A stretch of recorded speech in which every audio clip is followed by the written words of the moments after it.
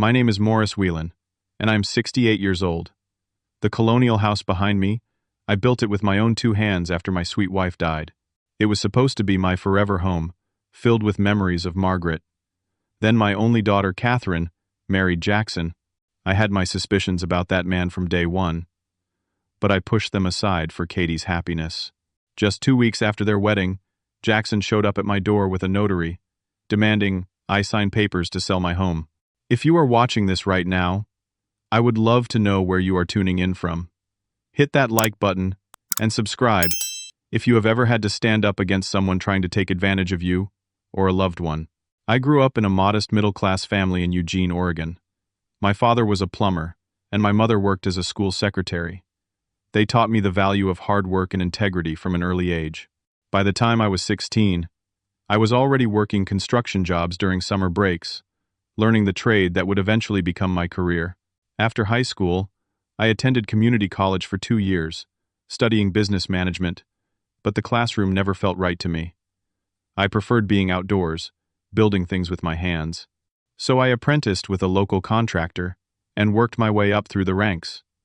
By the time I was 30, I had my own construction business, specializing in custom homes and renovations. I met Margaret at a friend's barbecue when I was 27. She was a kindergarten teacher with auburn hair and the warmest smile I had ever seen. We dated for 2 years before getting married in a small ceremony at her parents' backyard. Those were the happiest days of my life, starting our journey together. For the first 10 years of our marriage, we lived in a modest ranch-style house closer to downtown Portland. But as my business grew more successful, we dreamed of building our own home from scratch, a place that would be uniquely ours, where we could eventually raise a family. It took us 3 years to find the perfect plot of land, 5 acres on the outskirts of Portland with beautiful oak trees and a small creek running through the back of the property. Margaret fell in love with it instantly, and I knew this was where we would build our forever home. The design process was a labor of love. Margaret and I spent countless evenings at the kitchen table, sketching ideas and discussing details. She wanted a colonial-style house with a wide front porch where we could sit on summer evenings. I wanted plenty of natural light and an open floor plan. We compromised and created something perfect for both of us. I took 6 months off from my regular contracts to focus on building our home. Many of my employees volunteered extra hours to help, and I will never forget their generosity. We poured the foundation in April, and by December, the structure was complete. Margaret cried when we spent our first night there, saying it was everything she had dreamed of and more. Just 2 years after moving in, we were blessed with our daughter Catherine. Margaret was 38 by then, and the doctors had warned us about the difficulties of having children later in life. When Katie arrived, healthy and beautiful with her mother's auburn hair, it felt like a miracle. Our home became even more special with Katie in it. I built a treehouse in the backyard when she was 5, and a reading nook in her bedroom when she turned 10. Margaret planted a garden that bloomed from early spring to late fall, teaching Katie about every flower and vegetable they grew together. Life was not perfect, of course. My business weathered some tough economic times, and we had our share of arguments and challenges. But our home was our sanctuary, the place where we always came back together as a family. When Margaret was diagnosed with breast cancer, Katie was 14. The next 3 years were a blur of hospital visits, treatments, brief periods of hope, followed by devastating setbacks. Margaret fought bravely, never losing her warmth or kindness, even on her worst days. I remember the last time she sat on our front porch. It was a surprisingly warm day in February, and she asked me to bring her outside to feel the sun on her face. She looked out at the property and squeezed my hand, telling me she had no regrets. She passed away 2 weeks later, in our bedroom, with Katie and me holding her hands. The grief was overwhelming. I threw myself into work while trying to be both mother and father to Katie, who was struggling through her teenage years while mourning her mother. There were days I did not think either of us would make it through, but somehow, we did. Katie graduated high school and went to Portland State University to become a teacher like her mother. I was so proud watching her cross that stage, knowing Margaret would have been beaming. Katie lived at home during college, and those years helped heal some of the wounds left by Margaret's passing. We would have dinner together most nights, talking about her classes or my work projects, finding our way forward as a family of 2. After Katie graduated and started her teaching career at a local elementary school, I began to think about retirement. I was 65 and had built a successful business over 4 decades. My second in command, Tony, was more than ready to take over, and I was feeling the toll of physical labor on my aging body. 3 years ago, I officially retired, selling the business to Tony, but keeping a small stake as a silent partner. Retirement suited me better than I expected. I joined a local woodworking club, volunteered at the community center teaching construction skills to teenagers, and spent plenty of time maintaining our beautiful property. I had enough saved, along with my pension and Social Security, to live comfortably. The house was fully paid off, a sanctuary filled with 30 years of memories. My neighbors, Harold and Diane Johnson, had become like family over the decades. Harold and I would go fishing twice a month, and Diane often brought over extra servings of her famous pot roast or apple pie. Our weekly card games became a tradition I looked forward to. Katie visited regularly, sometimes staying over on weekends. She would say the house still felt like home to her, and I preserved her childhood bedroom exactly as she left it. I thought our lives would continue this way peacefully, with Katie eventually finding someone special, getting married, and perhaps giving me grandchildren who would play in the same yard their mother once did. But life has a way of taking unexpected turns, and sometimes the greatest threats come disguised as new beginnings.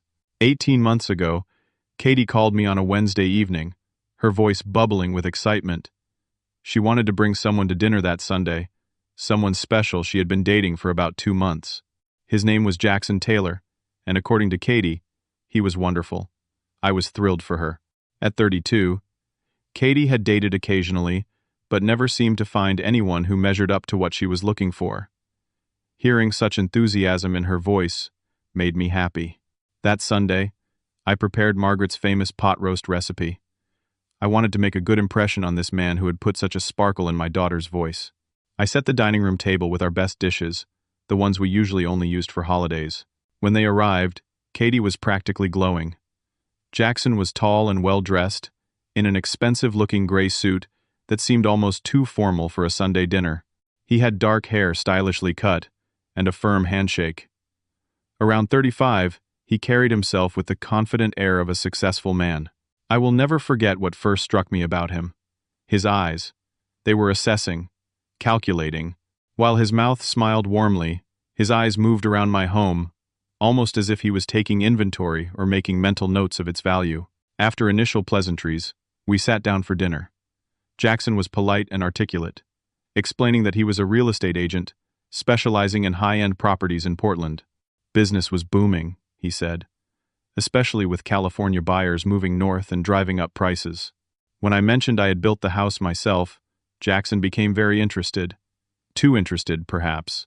He asked about square footage, the size of the property, recent renovations, and whether I had considered what it might be worth in the current market. At first, I took his questions as professional curiosity, but there was something in his tone that made me slightly uncomfortable. When I mentioned that the house would eventually go to Katie anyway, I noticed a quick glance between them that I could not quite interpret. As dinner progressed, Jackson steered the conversation toward my retirement. How was I spending my time? Was the house too much for one person to maintain? Had I considered what my next steps might be? All delivered with a concerned smile that did not reach his eyes. Katie seemed oblivious to what felt like an interrogation. She beamed at him, occasionally touching his arm, clearly smitten. When I changed the subject to ask about how they met, Jackson smoothly took over the story, explaining they had connected when Katie was looking to possibly invest in a small condo as a rental property. After dinner, Jackson insisted on helping with the dishes, shooing Katie away to relax. While we were alone in the kitchen, he commented on what a beautiful home it was, and what a shame it would be for me to rattle around in it all by myself as I got older. When I shared my mild concerns with Katie a few days later, suggesting that Jackson seemed overly interested in the house and my finances, she laughed it off. She accused me of being overprotective, and said Jackson was just being professional and showing interest in my life. Over the following weeks, Jackson began to show up regularly, often bringing small gifts. He fixed a leaking faucet in the guest bathroom, brought dinner from expensive restaurants, and once even arranged for a lawn service to mow my yard as a surprise. Each time, he would casually mention a different aspect of the property, or my retirement plans. He told stories about older clients who had waited too long to downsize and ended up with health emergencies, facing difficult transitions. All of these conversations seemed innocent enough on the surface, but they left me with a vague sense of unease. Despite my reservations, Jackson gradually wore me down. He was attentive to Katie, generous with his time and resources, and seemed to make her happier than I had seen her since before Margaret died. Who was I to stand in the way of my daughter's happiness, based on nothing but a gut feeling? 6 months into their relationship, Jackson surprised Katie with a weekend trip to the coast. They returned with an engagement ring on her finger and wedding plans, already in discussion. 10 months. They had known each other for just 10 months, and already they were talking about a wedding date just 2 months away. When I expressed concern about the rush, Katie got defensive. She reminded me that she was 32, not some teenager. She knew what she wanted. They were in love, and did not see the point in waiting. Besides, they wanted a simple ceremony with just close friends and family. Jackson was particularly persuasive about keeping the wedding small. Too many people made the day stressful, he argued. A small, intimate gathering would be more meaningful. At the time, I thought he was being practical, perhaps even trying to save money. Later, I would realize he wanted to minimize the number of people who would witness their union. As the wedding approached, I tried to be supportive. I wrote checks for deposits, helped with arrangements, and kept my concerns to myself. Katie was happier than I had seen her in years. Who was I to ruin that with suspicions I could not even properly articulate? The night before the wedding, as we shared a quiet drink on the porch, Katie told me she was grateful for my support. Jackson had initially suggested eloping, she confided, but she had insisted on having a proper wedding so I could walk her down the aisle. In that moment, looking at my beautiful daughter so full of hope and love, I pushed my reservations deep down and promised myself I would try harder to welcome Jackson into our family. But in the quiet hours of that night, as I lay awake thinking about giving my daughter away, Margaret's voice seemed to whisper in my ear. She had always trusted my instincts about people, and my instincts were screaming that something about this man was not right. I just could not prove it. The wedding day arrived with perfect weather, a gentle breeze carrying the scent of early summer flowers across the garden of the small venue we had rented. Only 20 guests attended, mostly Katie's teacher friends, and a few of my oldest friends, including Harold and Diane. Jackson had invited just 3 people, his parents and a college friend named Robert, who seemed unusually interested in real estate values in our neighborhood. Katie looked radiant in a simple white dress that had been inspired by old photos of Margaret on our wedding day. Walking her down the aisle, I felt the conflicting emotions any father might experience: pride, love, and the bittersweet acknowledgement that a chapter was ending. When the minister asked who gives this woman, my voice cracked as I responded. During the ceremony, I watched Jackson carefully. While he spoke his vows with conviction, his eyes occasionally drifted to the back of the venue where Robert was sitting. There was an almost imperceptible nod between them at one point, something so subtle I thought I might have imagined it. At the reception, I gave a speech that brought tears to several eyes. I spoke about Margaret, about watching Katie grow into the amazing woman she had become, and about welcoming Jackson into our family. I finished by raising my glass to the couple, wishing them a lifetime of the happiness Margaret and I had shared. Jackson's speech was polished and charming, yet something about it felt rehearsed, as if he was playing the role of devoted husband rather than truly living it. He spoke about Katie's kind heart, her dedication to her students, and how fortunate he was to have found her. The words were right, but something in his delivery left me cold. Throughout the reception, Jackson excused himself several times for phone calls. During one of these absences, I stepped outside for some fresh air and overheard him speaking in low, urgent tones with Robert. They fell silent when they noticed me, quickly shifting to loud congratulations and backslapping. Robert approached me later, asking pointed questions about my retirement and whether I had considered moving to a retirement community. He mentioned a client who had made a seamless transition from a large family home to a luxury senior living apartment, emphasizing how much easier life had become without maintenance worries. The conversation left me unsettled, but I dismissed it as harmless real estate shop talk. This was my daughter's wedding day, and I was determined not to let my paranoia ruin it. Katie and Jackson left for a 5-day honeymoon in Cancun the next morning. I returned to my quiet house, trying to adjust to the reality that my daughter was now a married woman.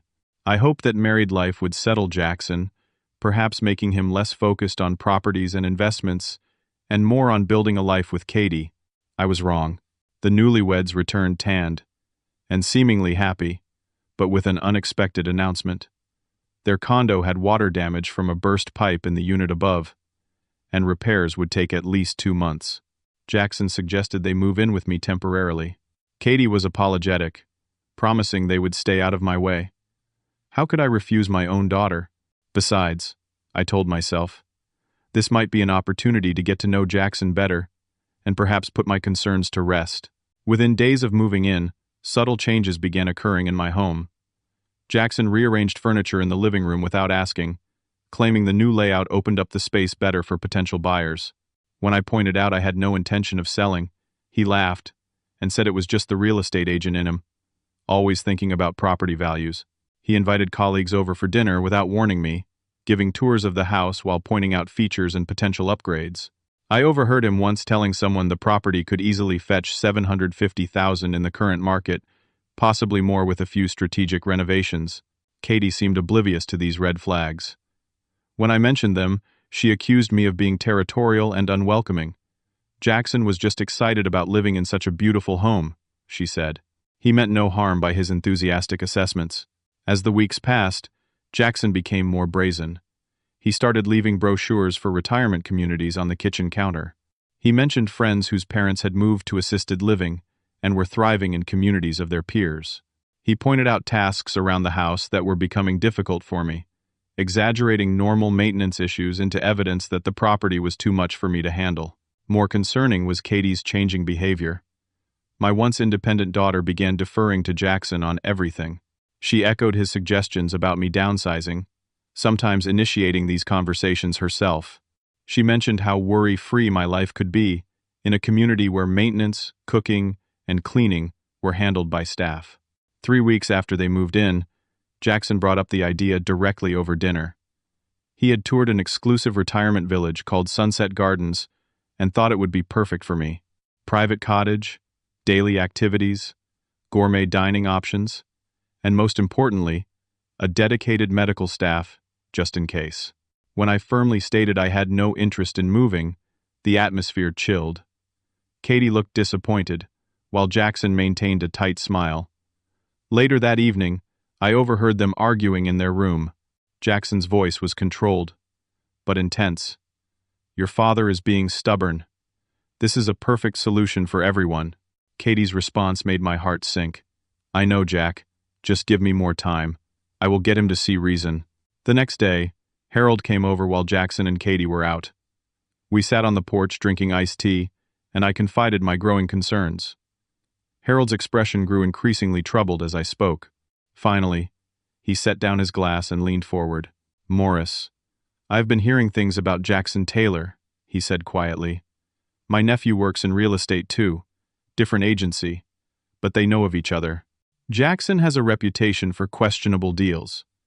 There was talk of an elderly client who sold her home well below market value to an LLC that was later traced back to him through a web of shell companies." My stomach nodded. Harold continued, his voice grave. "There were no charges filed. The woman claimed she knew exactly what she was doing, but others in the industry have their doubts. Just be careful, old friend. Watch your back." That evening, I heard Jackson on the phone in the backyard, thinking he was alone. His words sent a chill down my spine. "Everything is proceeding as planned. The old man is resistant, but Katie is on board now. Once we have the house, we can flip it for at least $200,000 profit. Maybe more if we put in granite countertops and hardwood floors." No, he has no clue. "We will have the papers ready next week." I retreated to my bedroom without letting him know I had overheard. That night, sleep eluded me as I wrestled with the terrible suspicion that my son-in-law had married my daughter as part of a scheme to get his hands on my property. Even worse was the possibility that Katie was now complicit in his plan. Exactly 2 weeks after the wedding, on a Tuesday afternoon, I was reading in my study when the doorbell rang. Opening the front door, I found Jackson standing there with a man carrying a briefcase. Behind them, Katie waited in the car, her face partially hidden behind large sunglasses despite the cloudy day. "Morris," Jackson said with a broad smile that did not reach his eyes.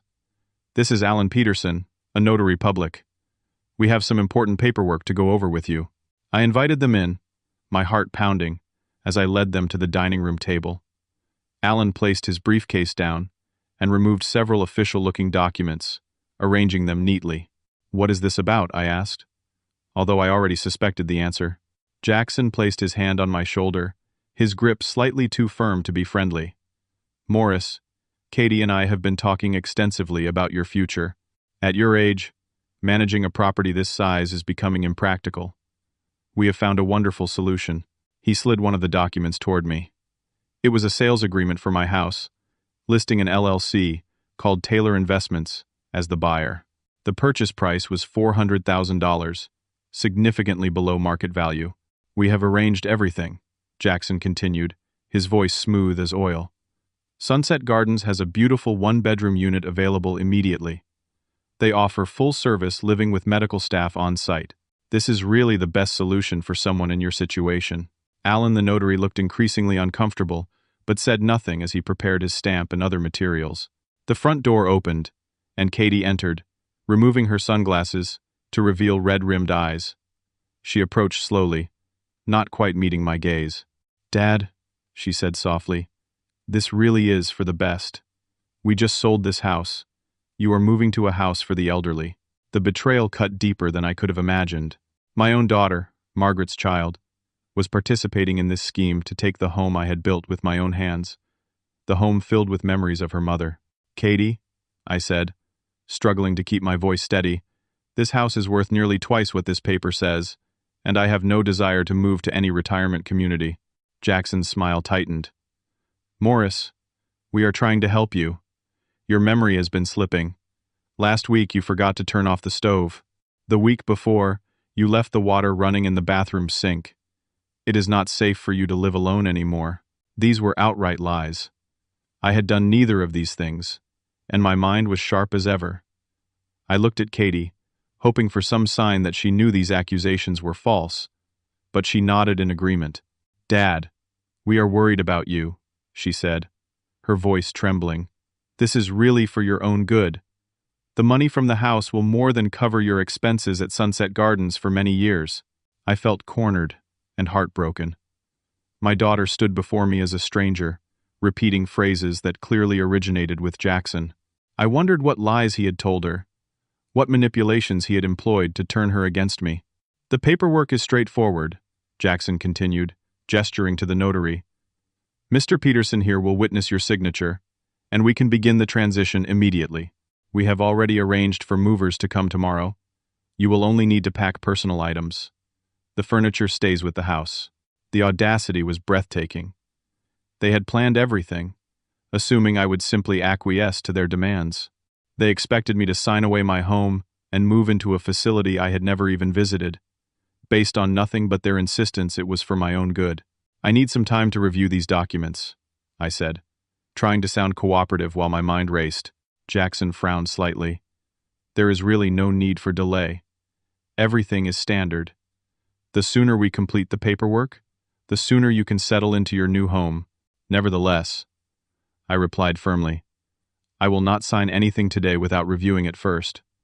Perhaps we could schedule another meeting tomorrow?" I needed time to implement the plan I had been developing for months. Jackson and Katie exchanged glances. Katie stepped forward, placing her hand on mine. "Dad, please do not make this difficult. You know your memory is getting worse. Remember when you got lost driving to the grocery store last month?" Another lie. I had never gotten lost in the neighborhood I had lived in for 30 years. Katie was fully participating in the deception now, either believing Jackson's lies about my mental state or willingly helping to fabricate evidence of my decline. "If you are concerned about my memory, then surely you understand why I need time to carefully review these documents," I replied, keeping my voice level despite my breaking heart. Jackson's pleasant facade cracked slightly. "Morris, let's be frank. Your options are limited. If you refuse to acknowledge your declining capacity, We may need to pursue more formal arrangements. A competency hearing could be arranged, but that would be unpleasant for everyone. The threat was clear. Sign voluntarily, or be declared incompetent. I felt a chill run through me at the calculated cruelty of this man who had married my daughter. I understand, I said quietly. But I still need tonight to consider everything. This is a major decision. Alan the notary, who had been shifting uncomfortably throughout the conversation, cleared his throat. Perhaps giving Mr. Whelan some time would be appropriate. These are significant legal documents. Jackson shot him an irritated look but nodded stiffly. Fine. We will return tomorrow morning. But Morris, please understand that this is happening one way or another. The only question is how difficult you want to make it for everyone, especially Katie. He gathered the documents, handing them to me in a folder. Katie approached, giving me an awkward hug that felt like embracing a stranger. It really is for the best, Dad, she whispered. Jack knows about these things. I just want you to be safe. After they left, I sat at my dining room table, the folder of documents before me, feeling the weight of betrayal pressing down like a physical force. The home I had built with Margaret, where we had raised our daughter, where 30 years of memories lived in every corner, was being stripped from me through manipulation and lies. I allowed myself 10 minutes to feel the pain. Then I stood, straightened my shoulders, and walked to my bedroom to retrieve the evidence I had been gathering for months. It was time to reveal what I knew. 3 months before the wedding, my suspicions about Jackson had grown too strong to ignore. His excessive interest in my property, his constant references to retirement communities, and the calculating look I sometimes caught in his eyes when he thought no one was watching, had set off alarm bells I could no longer silence. While Katie was busy with wedding preparations, blinded by what she believed was love, I took action. Harold's son Patrick had been a police officer before starting his own private investigation business. Over coffee at a diner well away from my neighborhood, I shared my concerns with him. I might be an old man being paranoid, I admitted to Patrick. But something about Jackson does not feel right. The way he talks about my house, the rushed engagement, the small wedding. I need to know if there is something in his background I should be concerned about. Patrick took notes as I spoke, his expression growing more serious. Trust your instincts, Mr. Whelan.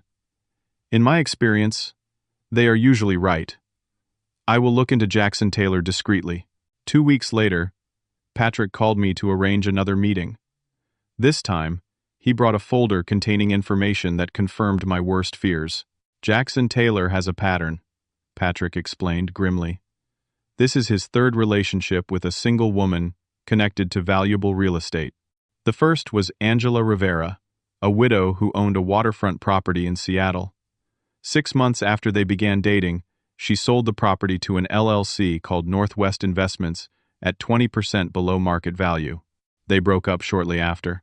He showed me photographs of Jackson with an older woman, standing in front of a stunning modern home overlooking what appeared to be Puget Sound. The second was Brenda Morrison, divorced, owned a historic home in a prime Portland neighborhood. Similar story. Property sold to Pacific Holdings LLC at below market value. Relationship ended within weeks of the sale. More photographs. Different woman. Different house. Same Jackson, with the same calculating smile. Both LLCs trace back to shell companies, where Jackson is the primary beneficiary. Neither woman filed complaints. When contacted by previous investigators, they seemed embarrassed, claimed the sales were their idea, refused to cooperate. I felt sick, as Patrick continued. There is more. Jackson has 3 lawsuits from former clients alleging ethical breaches in real estate transactions, all settled out of court with non-disclosure agreements. He also has significant gambling debts at casinos in Las Vegas and Atlantic City. The picture was becoming clear. Jackson Taylor was a predator who used relationships to facilitate property deals that benefited him financially. My daughter was not his love interest. She was his access point to my property. What can I do? I asked Patrick. Katie will not believe me if I tell her any of this. She is completely under his spell. Patrick considered this. Collect evidence. Record conversations if Oregon law permits it. He checked his notes. It does, as long as one party consents, which would be you. Get him talking about his plans for your property when Katie is not around. Document everything. That evening, I purchased several small recording devices and placed them strategically around my home. I installed a security camera system that Harold helped me set up, claiming it was for my safety as an older man living alone. I kept a detailed journal of every conversation with Jackson that touched on my house or my supposed memory problems. Over the following weeks, the recordings captured damning evidence. In conversations with his friend Robert, Jackson openly discussed his plan to flip the old man's house after convincing me to move to assisted living. He talked about Katie as if she were simply a means to an end, referring to her as my ticket to the property when he thought no one could hear. Most devastating was a conversation 2 weeks before the wedding, recorded when Jackson thought I was at my woodworking club. He and Robert were in my living room, drinking my whiskey and discussing their plan. Once the old man signs over the property, how long before you dump the teacher? Robert had asked. Jackson laughed. I will give it 3 months. Need to make it look legitimate. Besides, it will take that long to renovate and flip the place. And she has no clue? Katie? Jackson scoffed. She thinks we are looking out for her father's best interests. Keeps talking about how he cannot manage alone anymore. I have her convinced he is one fall away from a nursing home. Once the house is sold, I will start leaving evidence of gambling or affairs, give her grounds for divorce. She will never know what hit her. The cold calculation in his voice, as he discussed discarding my daughter like trash, once she had served her purpose, filled me with a quiet rage I had never experienced before. This man had targeted my family, manipulated my daughter, and planned to destroy both of us for financial gain. I compiled all the evidence onto a USB drive. Recordings, photos, financial documents Patrick had uncovered, history of the previous schemes. I made 3 copies. One went into my safe deposit box at the bank. One I gave to Harold for safekeeping. The third I mailed to Sergeant James Cooper, an old friend from my construction days, who now worked in the fraud division of the Portland Police Department. The accompanying letter explained everything, including my suspicion that Jackson would soon try to force me to sell my home. I asked James not to take action yet, but to keep the evidence on file in case anything happened to me. I needed to see how far Jackson would go, and I desperately hoped that Katie would recognize the truth before it was too late. What I had not anticipated was Katie's active participation in the scheme. Had Jackson completely convinced her I was in mental decline? Or had she somehow been coerced into cooperating? The daughter I raised would never willingly participate in stealing my home, especially the home where she grew up with her mother. The morning after Jackson and the notary presented the sales documents, I received a text from James Cooper confirming receipt of my package and expressing serious concern about the situation. He suggested meeting to discuss potential charges against Jackson. I was ready. I had given Jackson and Katie the impression I was considering their proposal, buying time to implement the final phase of my plan. Now, with the evidence secured and the authorities aware of the situation, I could confront them with the truth. I sent a text message to Katie and Jackson, asking them to come by at noon to discuss the paperwork. Then I called Harold, who agreed to be present as a witness. Finally, I contacted Alan Peterson, the notary, separately. Mr. Peterson, I said when he answered, before you return to my house, you should know that Jackson Taylor is under investigation for real estate fraud. If you notarize any documents transferring my property under these circumstances, you could be implicated. There was a long pause before Alan responded, his voice shaky. Mr. Whelan, I had no idea. He told me this was a standard family property transfer. I will not be participating in anything illegal. Everything was in place. Now I just needed to face my daughter and the man who had manipulated her into betraying her own father. I hoped that when confronted with incontrovertible evidence, Katie would see the truth. The alternative was too painful to contemplate.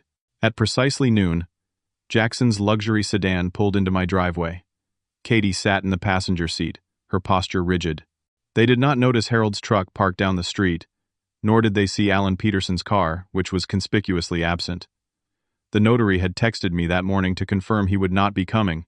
I greeted them at the door with a calmness that seemed to catch Jackson off guard. He had clearly expected resistance or distress, not the composed older man who now stood before him. Come in, I said pleasantly. I've given your proposal considerable thought. They followed me into the living room, where I had set up my laptop on the coffee table. Jackson glanced at it with mild curiosity, but seemed more focused on the folder of documents he carried. "Where is the notary?"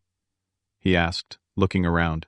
"He had a scheduling conflict," I replied smoothly. "But that is not important right now. Before we discuss any paperwork, there is something I need to show you both." Jackson shifted impatiently. "Morris, we have already discussed this at length. The paperwork is straightforward, and the sooner we complete this transaction, the sooner you can be settled in your new home." "I understand," I said, maintaining my calm demeanor. "But first, I thought you might be interested in knowing that I have submitted extensive evidence regarding your real estate practices to the Portland Police Department, specifically to the Fraud Division." The color drained from Jackson's face. Katie looked between us in confusion. "Dad, what are you talking about?" she asked, her voice uncertain. "I am talking about Jackson's history of targeting women with valuable properties, manipulating them into selling below market value to shell companies he controls, and then discarding them once the transactions are complete." I opened my laptop and turned it toward them. "I have evidence of everything." Jackson recovered quickly, his expression hardening as he turned to Katie. "Your father is clearly experiencing paranoid delusions. This is exactly why he needs supervised living. He has been watching too many crime shows." I clicked play on a video file, and Jackson's own voice filled the room. "Once the old man signs over the property." "How long before you dump the teacher?" Katie froze, her eyes widening as she heard Jackson's cruel laugh and his response. "I will give it 3 months. Need to make it look legitimate. Besides, it will take that long to renovate and flip the place." I paused the recording. Katie's face had gone pale, her hands trembling. "Jack," she whispered, "what is this?" "It is nothing," Jackson snapped, reaching for the laptop. "Some kind of fake recording. Your father is trying to come between us." I moved the laptop away from his reach. "I have dozens of recordings like this one, Jackson. Conversations with Robert, about how you planned to convince me I was experiencing mental decline. Discussions about how you would create grounds for divorce once the house was sold. Your admissions about Angela Rivera and Brenda Morrison." At the mention of those names, Jackson's expression changed from anger to something closer to fear. He knew I had him. "Katie," I said gently, "he never loved you. You were his way to get to my property, just like the other women before you." Tears filled Katie's eyes as the truth began to sink in. "Jack, tell me this is not true. Tell me you did not marry me as part of some scheme." Jackson's facade cracked entirely. His charming mask fell away, revealing the cold, calculating man beneath. "Your father's house is worth $750,000 in this market. We could have all benefited. You would have gotten your share." "My share?" Katie's voice rose in disbelief. "You were planning to divorce me. I heard you say it yourself." The doorbell rang, and I rose to answer it. Harold stood there with Sergeant Cooper, who had agreed to come by after I called him that morning.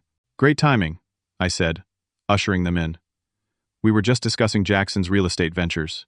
Jackson stood abruptly when he saw the police officer, his eyes darting toward the back door as if calculating his escape route. "Mr. Taylor," Sergeant Cooper said formally, "I would like to ask you some questions about certain property transactions involving Angela Rivera and Brenda Morrison, as well as this current situation with Mr. People Whelan." Jackson attempted to regain his composure. "This is a family misunderstanding, officer. Morris is experiencing cognitive issues and has become paranoid. His daughter and I are simply trying to help him transition to appropriate care." "Really?" I interrupted, turning to Katie. "Tell the officer about my supposed memory problems, Katie. The times I allegedly forgot to turn off the stove or got lost driving to the grocery store. Events that never happened." Katie looked stricken. "Jack told me. He said you were covering up incidents because you were embarrassed. He said he had noticed signs of dementia that you were hiding. And you believed him without ever witnessing these issues yourself?" I asked softly. "The father you have known your entire life?" Shame and realization washed over Katie's face. "Oh God," she whispered. "What have I done?" Jackson's demeanor changed completely. Gone was any pretense of concern for my welfare. His face contorted with anger as he pointed at me. "You think you are so clever, old man. You have no idea who you are dealing with. My attorney will tear your recordings apart. It will be your word against mine.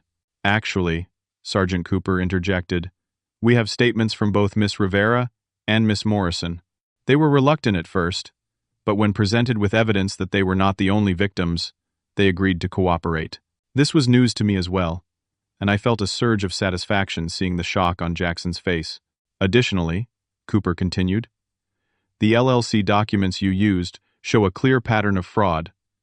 The district attorney is very interested in pursuing this case. Jackson lunged for the door, but Harold, despite being in his 70s, was surprisingly spry. He blocked Jackson's path long enough for Sergeant Cooper to intercept him. Mr. Taylor, I would advise you not to leave right now, Cooper said firmly. We need to continue this conversation at the station. Katie had collapsed onto the sofa, her body shaking with sobs. I sat beside her, placing my arm around her shoulders. I am so sorry, Dad, she whispered between sobs. I believed him. I thought we were helping you. I know, I said, holding her close. He is very convincing. He had to be, to succeed at his schemes for so long. As Sergeant Cooper led a sullen Jackson toward the door, my son-in-law turned to deliver one final threat.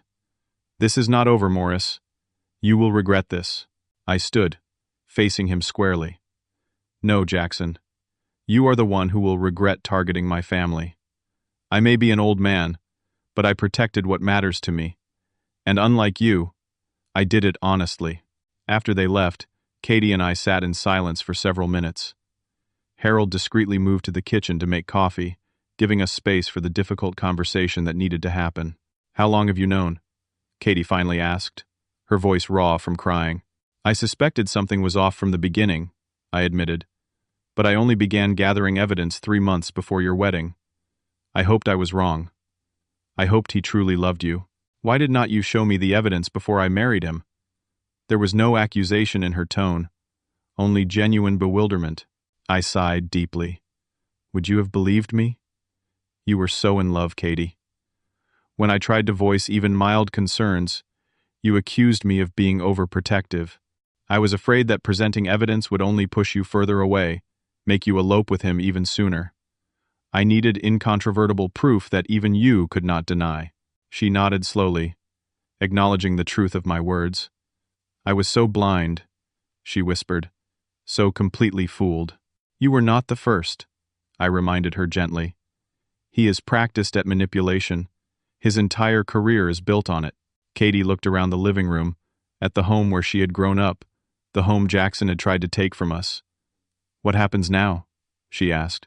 Now, I said, taking her hand, we begin to heal. The weeks following Jackson's arrest were difficult. Katie moved back home, sleeping in her childhood bedroom, as she tried to process the betrayal and manipulation she had experienced. Her shame and embarrassment were profound. She could barely look me in the eye for the first few days. Jackson faced multiple charges: fraud, conspiracy, and attempted elder abuse. His previous victims came forward with their stories, emboldened by each other's courage. Investigators discovered 7 cases in total spanning 8 years, a pattern of predatory behavior targeting individuals with valuable properties and manipulating them into disadvantageous sales. Katie filed for divorce immediately, citing fraud and misrepresentation.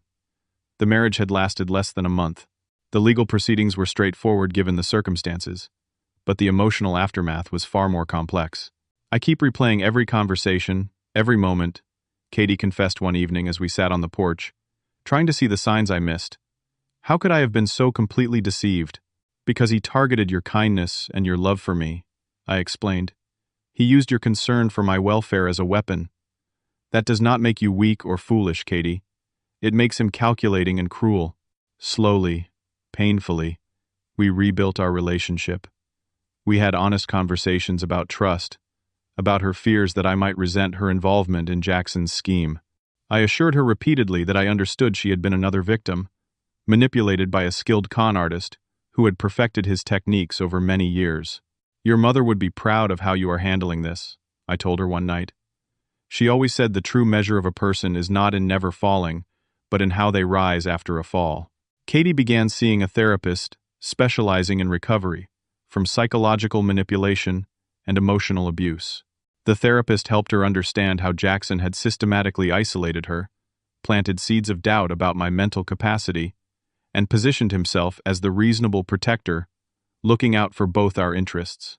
He used classic techniques, Katie explained after one session. Love bombing me at the beginning, creating artificial problems only he could solve, making me doubt my own perceptions. The therapist says people like Jackson can spot empathetic, caring people from a mile away. We make perfect targets because we want to believe the best about others. Her healing process was not linear. There were days of progress followed by setbacks, moments of clarity overshadowed by periods of self-doubt. But gradually, the Katie I knew began to re-emerge, strong, compassionate, and increasingly wiser about the realities of human nature. The criminal case against Jackson moved forward. Katie and I both provided testimony, as did several other victims. Harold's son Patrick presented his findings, and the recordings I had made became key evidence.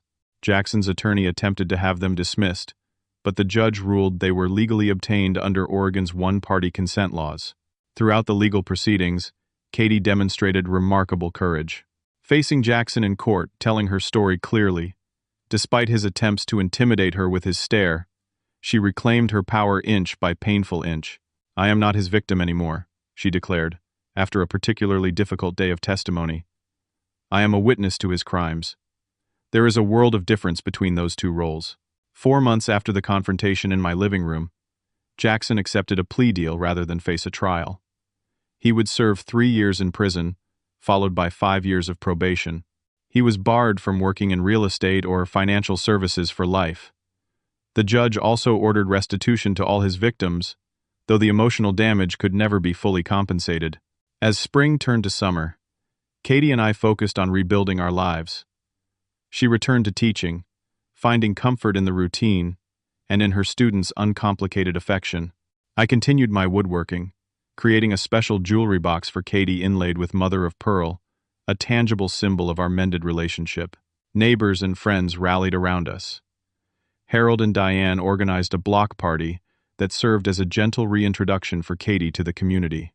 Her fellow teachers created a support network, making sure she was never alone during difficult anniversaries or court dates. One warm evening in August, nearly 6 months after everything had happened, Katie and I sat on the porch swing, watching fireflies dance across the yard. The air was heavy with the scent of the roses Margaret had planted years ago, now tended by our shared hands. "I was thinking about selling my condo," Katie said quietly. "Maybe buying something closer to here. Not moving back in, but nearby. Would that be okay?" I squeezed her hand. "More than okay. But only if you are sure it is what you want," she nodded. "It is. This experience taught me what really matters. Not fancy cars or designer clothes or impressive addresses. The things Jackson valued so much." She looked out at the property, at the home we had protected together. "What matters is this: family, memories, a place filled with love, not just square footage." As the fireflies continued their luminous dance and the stars emerged overhead, I thought about the lessons we had both learned through this painful journey. Trust should be given carefully, but not withheld out of fear. Intuition deserves respect, especially when it warns us about people who seem too perfect. And most importantly, true wealth cannot be measured in property values or bank accounts, but in the strength of the bonds between people who genuinely care for each other. "Dad," Katie said after a long, comfortable silence, "thank you for fighting for me, even when I did not know I needed fighting for." "That is what parents do," I replied simply. "We protect our children, even when they are grown, even when they think they do not need protection. Your mother and I promised each other we would always keep you safe. I was just keeping my word." Katie leaned her head on my shoulder, just as she had done as a little girl. "I think I finally understand what Mom always said about home not being a place, but a feeling. This house is important because you built it, because we lived in it together, because it holds our memories. But even if Jackson had succeeded in taking it, he never could have taken what really matters." She was right, of course. The house was precious to me, filled with 30 years of memories and the echoes of Margaret's laughter. But what I had fought hardest to protect wasn't the structure itself, but what it represented. our family, our history, our bond. In the end, Jackson's scheme had failed not because of my recordings or the legal system, but because he fundamentally misunderstood what gave the house its value. To him, it was just an asset to be liquidated. To us, it was the physical embodiment of love that had withstood grief, time, and now betrayal. As summer turned to fall, and the legal proceedings finally concluded, Katie purchased a small house just 3 blocks away. We established new traditions: Sunday dinners, Saturday morning gardening, weeknight walks through the neighborhood. The trauma of Jackson's betrayal gradually lost its sharp edges, becoming a painful chapter in our story rather than its defining feature. Life continues to unfold in unexpected ways. The house still stands, perhaps a bit more precious to us now that we understand how easily it might have been lost. But the most valuable thing we protected wasn't the property at all, but the trust between a father and daughter, temporarily shaken but ultimately strengthened by withstanding the storm together. Have you ever had to protect something precious from someone who tried to take advantage of you or a loved one? I would love to hear your stories in the comments below. Remember that your instincts are often your best protection, so trust them, even when others try to convince you otherwise. If this story resonated with you, please hit the like button, subscribe to hear more of my experiences, and share with someone who might need this reminder that it is never too late to stand up for what matters most. Thank you for listening, and may you always recognize the true value of what you have before someone tries to take it away.